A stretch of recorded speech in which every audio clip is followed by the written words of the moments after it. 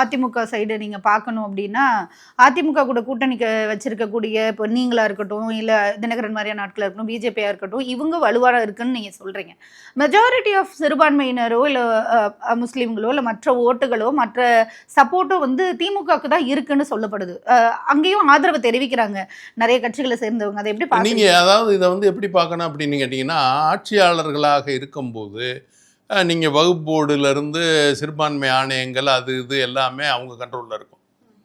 அப்போ உங்களுக்கு இதை வந்து நடத்துகிறவங்க நீங்கள் எப்படி எடுத்துக்கோங்க, அதாவது வந்து கோயிலை நடத்துகிறவங்க, பள்ளிகளை நடத்துகிறவங்க, சர்ச்சை நடத்துகிறவங்க, இவங்கெல்லாம் அவங்களுடைய செயல்பாட்டுக்கு குந்தகம் வரக்கூடாதுங்கிறதுக்காக அவங்களுக்கு சாதகமாக இருக்கா மாதிரி இருப்பாங்க. ஆனால் மனசுக்குள்ளே அவங்களுக்கு தெரியும் இவங்க என்ன பண்ணிக்கிட்டு இருக்காங்க, ஏன் இதெல்லாம் பண்ணுறாங்க, எப்போ இதுக்கு மாற்றம் வரும் அப்படிங்கிறத அவங்க எதிர்பார்த்துருப்பாங்க.